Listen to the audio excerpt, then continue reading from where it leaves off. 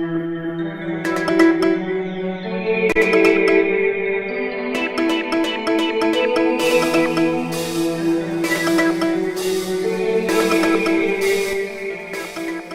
right, JD, I'm kind of curious, once Nolan mentioned about the Ryan Graves trade being his favorite, what is your favorite trade out of these 12? I like the Mason McDonald deal, to be honest. I mean, I think that, for me, I mean, I could say the Graves deal, I think that was amazing as well. I mean, we got two solid players. For me, though, the Mason McDonald deal, it gives us another great goalie after we had to give up a great goalie. That's still going to push. You know, there's going to be some really healthy competition between the two. And, I mean, you gave up 2 fourths and Rimouski's first. Which we got in the Ligny trade. Right. And the Rimouski's first, I mean, they're second in the league right now, so it's going to be a very low draft pick. 17th, yeah. I mean, I don't want to discount a low draft pick because Goulet was essentially a second rounder. Yeah. It was in the 19th pick, which there's 18 teams in the league, so, you know, you're probably going to get a great player at that, but you don't pass up a goalie like Mason McDonald. I mean, Especially when the opportunity arises. no, like, you know what? If there's the opportunity to get him, and obviously that was the main reason, I think, and I think Grant said that he was okay with dealing Bibeau to Valdor because he was getting Mason McDonald. So that for me is key. I also like the Deschênes deal as well. I mean, you give up a first that you got from Victoriaville. Yeah. So I think that was huge. I mean, he's going to be a big building block for our team. You know, we've gone 0 for like, you know, 0 for 8 or 0 for 10 with really solid defensemen as far as the draft comes. I don't think we've ever really had a really solid offensive defenseman. Marc-Andre Gragnani was our best. He's an NHLer. He was a good defenseman, but Luc Deschênes, he's going to be with us for 4.5 years, and that's huge too. So it's kind of a toss-up between those. Yeah. I don't really have a deal that I prefer between the two, but they were both key. They're going to be huge. I'm excited to see these two guys. Yeah, and I totally agree with both of you. I mean, it's those kind of trades are also the trades that you like to see. That's when you know when your GM is really looking at the big picture, and I like that. It's not by the numbers right now, but we got the numbers guy right here. Just, you got something to add yeah, before you just get to the numbers? on top of what Jonathan said, you know, just looking at the roster right now, you have Lally Burde 17, Vincent Waugh 17. And then you have, you know, Deschênes and Henley both 16. So you have 4 young defensemen to build around, and then plus your 18 and 19-year-olds next year. So you have a very young core of defense, and I think that's the direction that this team's building around the young defensemen. Okay, by the numbers guy, what do you think about what about the draft picks? I know you were talking about that. Did my research today. So altogether, we gained 5 first-round picks. We have 3 in 2014. We have a first-round pick from Blainville, but that was from Marin Randa in the Jack Nevins trade. First-round pick in 2014 from Gatineau in the Pepin trade, and the first-round pick from Valdor in the Bibeau trade. And in 2015, we got the first from Victoriaville and a first from Gatineau. We only gave up 2 first-round picks. The first one goes back to the beginning of the year when we traded our first for Kylie. But we did get Rimouski's first. Oh, yeah, we did, and then we did lose Rimouski's first that we got for Ligny. So essentially, we did have 5 first-round picks, but we traded 2 of them. Yeah. But we still have a third in 2014 from Marin Randa, a fifth from Marin Randa, and an 8th. And then the other picks we lost were we lost 3 fourths, one from Baie-Comeau, one from Valdor, an 8th from Bathurst, a 9th, and then a 2015 8th and 10th plus the first in 2016. So we didn't really lose. I wouldn't say valuable picks, but it's not like we traded a whole bunch of first-round picks because we did gain 3 first-rounders, despite they will be low. But as Jonathan said, Goulet was a 19th overall pick, and look what he's done this year. If you scale right, then you're going to find these gems in in the lower rounds too. I was looking at some of our players. There's players we have that were 6th, 7th round picks. I'm pretty sure. Yeah. So. And it's the scouting. It really comes is. down to that. Yeah. Really putting that extra effort in and knowing what you're looking Grant, for. Grant worked for ESPN. I mean, he's worked for the Florida Panthers. I think he was an assistant GM with them. He's a pro GM. He worked for ESPN last year, doing the same thing Craig Button does with TSN. So he's going to make sure that our scouts are held accountable and constantly out there. And I mean, Grant, he's a very hands-on GM too. I think he does a lot of work going to look at these prospects and stuff like that. So I have no doubts that all these picks that we gained are going to turn into good players to to build and make us contenders. So and then when we take a look at the age of the team, if you just take into consideration all the if you just take the moves they made today, the current roster, and you add Malik Johnson, who was just called up recently, the average age of this team is 17.72. So that shows you how young we are. We might be one of the youngest teams in the league, but that's never a bad thing. No, absolutely. And that is the direction that the GM's going, and the patience for the fans. I've said it before, but the fans have got to be patient. They've got to look at the big picture. That's what a show like this is about, folks. And before we close out, I'm going to go back to the expert panel, and I'm going to ask them right now, if you were trying to put lines together, I'm going to start with who's ready over there. This is a tough one. Okay, I'll go with Nolan first. JD's looking at his computer. I mean, the forwards are all different now. Right? Yeah. I mean, we don't have as Because you have the first line for the last for about the last month was Nevins, Goulet, and Sprong. So now you have to put maybe Cobbold up there. But but is Cobbold I don't think so. But who do we have on left wing? Or do you put Kylie up there? But who takes the center position on the second line? Do you move Avon up? It's And is Kylie ready for that spot? We haven't really seen him. He's a great player, very gritty. I mean, I like him, but is he ready to jump up to that number one spot? So maybe you do it what Jonathan said, Cobbold, Goulet, and Sprong. Cobbold had some first-line time earlier this year. Yeah. And then you take a look at your second line, and the left wingers you have, Alcade, will he be second line? No. You got a lot of right wingers. Kennedy, no. Cousin, no. McLaughlin, maybe you take Johnson, put him on the second line, or even someone like Avon, but he's a center, so he might be your second, third line center. So it's really hard to put lines together. A lot of competition. Absolutely. And well, the thing when you talked about McLaughlin, sorry to interrupt you there, Nolan, but McLaughlin, I think he's earned the chance to earn that big spot. If he really, because I mean, does he have the offensive prowess? Well, we haven't really seen that, but he has earned a chance to get one of these spots. Just like you were saying, JD, there's going to be a lot of competition with these spots, and who's going to get them?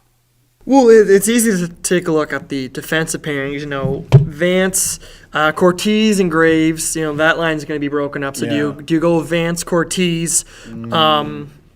Legault nursing an injury right now, but you go, do you have Vance, Cortez, Lally Berthe, and Lally Berthe, maybe Duchesne, and then you go Lysenko and Henley.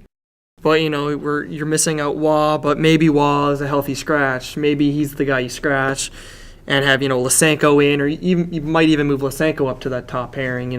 Maybe Vance and him, and then Cortez and Lally Berthe. And then maybe even move DePaulo up front or keep it on the back end. There's going to be a lot of healthy scratches too with this lineup. Absolutely, and I remember seeing Cortez play with Guy, Rio Legault, and I really liked how they were working. They didn't have the chemistry that say Graves did together with him, but I really think that those two could really work, and it's going to be interesting to see with Vance. Do you put someone younger with him, like you were talking about? Put someone up there, put a younger guy up there. Your thoughts, JD? Anymore? Well, you know what, I mean, trying to do up my lines, I would put DePaulo up front, to be honest. Yeah. Well, I mean, if you look at this, okay, so look at our defense right now. We have Henley, we have Cortez. That's my top pairing right now. We have 9 Maybe I should have right Vance. now. Maybe I should have Vance in my top pairing. But we've got 3 right-handed shots. Actually, we have 4 right-handed shots, and I don't know what Rio Legault is if he's. So I have Henley and Cortez as a pairing. I have Lysenko and Vance as a pairing, and Lally and Duchesne as a pairing. or maybe switch Waugh. I like Lally a lot. I liked him more at the first of the season. I think he's just kind of fallen off a tiny bit, but I think with a lot more competition, his game's going to improve a lot. I think Rio Legault and DePaulo would be the odd man out on that D. So I think with DePaulo having, he's played up front a bit, I think he has the chance. I mean, if you take out Nevins from the roster, there goes a lot of our toughness. So we need a guy like DePaulo to step up and, to make sure our guys are well protected.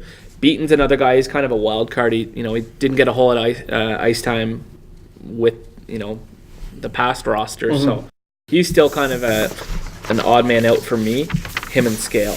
But I've got Cobble, Goulet, and Sprong. I've got Johnson, Kiley and Kennedy, and McLaughlin and Peltier, all called Couson and DePaulo. And then Beaton and Scale can fight for. And a lot of these guys are going to kind of shuffle through depending on how, who they're playing. And I mean, that's how Gordy seems to make his roster, which works perfectly. But we'll find out tomorrow. Yeah, and he shakes it up. That's the thing with Gordy is he's not afraid. So one thing I like about the coach is that he's not afraid to move the lines around, even the popular lines, put something together with different types of power play. Your DePaulo move is a good example, that the thinking that way, the way Gordy's doing. Before we close out here, this jam-packed show, and before I get to the last question, I want to thank Nolan, I want to thank JD. You guys have done a spectacular job, and thank you very much for doing this with me. And I want to ask both of you, I'm going to start with JD on this one. Who do you think should be the captain and the assistant captains going forward?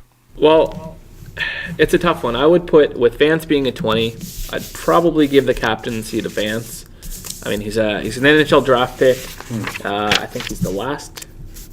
he's the last NHL draft pick that we actually have on the roster. So I'd pick him. I mean, he had his best game maybe in his junior career on Sunday. Yes. It was just unreal. And I think he's got a great defensive game. He's, he brings leadership. You can see him at the first of the game just kind of, pounding, amping guys up, kind of the same role that Bursey had took on. Yeah, I noticed. I would, it's a tough one. I said Goulet right off the bat because I feel like, he's got a lot of leadership tendencies. He's going to be good. He's really young. He's 17.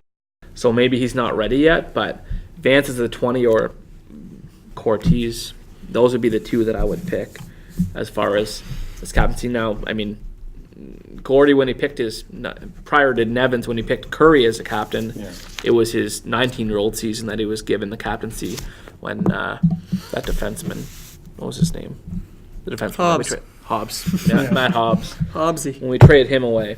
And then they gave Curry the captaincy, and then, MVP season pretty much. I mean, if it hadn't been for Duffy, he'd be the MVP last year. So it'd be between those three. It's really Cortez and Vance. I'd definitely give at least a letter or to either Vance or Cortez, depending on who actually gets it. Yeah. But I'd give Goulet a letter as well. I think he's earned it. So those three for you, like you think Vance makes the most sense, but if any of those three make captain, you would be satisfied. 100%. Okay, what do you think? For me, the C is either between Vance or Cortez. As Jonathan said, Vance has been wearing an AL season. I think it's a no-brainer. You give him the C. Cortez gets the A. Vance and Cortez, they would be the only two players that would have been on the Rocket last year, wearing the old Rocket uniforms. And then I would give an A to Goulet. Yeah. You just see his leadership right now. And then the third A, because they tend to go with three A's. Yeah. It's a toss-up between three players. Sprong, I'd like to see it, but I think he's too young. But he has shown that leadership on and off the ice. Another candidate would be Rio Legault. He is an 18-year-old. He's been in the league for 3 seasons, so he knows what it takes. And maybe even, if they're going with the younger direction, I think it's good to give it to the younger guys. So I think maybe even like a guy like Kiley, Charlottetown boy. I know like Chris Doyle in the past, he's worn an A. Josh Curry having seen an A. couple years ago, Travis McIsaac. He was the captain from UWIG PEI. So they like to give the Island boy. I don't think they like to give the seat to the Island boys, but it's been that the Island kids have been known to be captains. Maybe it could be given to someone, unexpected, like McLaughlin. Craig Mack. Yeah, McLaughlin for just his leadership. He might not be your point guy, but he's your leadership guy on the ice, and you see that every. Could be one of the new guys, Alcald or Pelche. Some of these guys we haven't really seen. Someone that comes in, it's really the A's are really wide open on who they're going to choose. And but for sure, Vance Cortez. I do for sure. I think you're guaranteed to see Vance and Cortez wear an A. 85% chance Goulet has a letter, but the third A is a toss-up. Like anybody on this team could be wearing it. Well, that's the thing, when you on Twitter, JD, were talking about Goulet being the captain, it intrigued me a lot because I've talked to Goulet a bunch in the last few games, and he's a very friendly guy, and you just can tell that this could be a language barrier. A little bit of a language barrier, but he's trying. And that was the one thing I like. He really is energetic and really open. And the players might follow somebody like that, but will his age keep him back right now from it? Whereas someone like Cortez, a little bit older, who has been playing unbelievable this season. I mean, throughout the losing streak that we've had, I'm trying to think of a better all-round player. I mean, Sprong's been scoring great, but Cortez on defense has just been unbelievable, and I think he's definitely earned a shot. Another thing that you can look at, I don't want to be comparing the NHL to the Q, and I want to, the great Crosby. He was 18 in the NHL, and halfway through the season, he was given an A. People thought he was too young, but look what he's done. That's a bigger picture than this right now, but giving an A to like Goulet, you groom him, and then he's a future captain. If not, he's probably captain worthy right now. The same with Sprong. Like Sprong, 16. Maybe you wait until he's 17 to give him that captaincy. Let him fight it out, even between Goulet and Sprong or something like that, or one of the new guys like JD was talking about. Could just step up and really do it well. All right, well. I'm sorry, no, JD. It just depends on what they, we don't know what goes on in the dressing room too. So there's all these intangibles that we can't, we can only base this on play. So exactly, and this is what we're doing. But hey, we're doing the best we can, and the experts, and they had me along for the ride, so that's good moderating this thing. And thanks for along for the ride, huh? Oh yeah. Thank you for putting up with me, and I think it is time for us to get out of here. So until the next time I see you, keep your stick on the ice and don't do drugs. No, don't do drugs, but don't get stuck. Boom.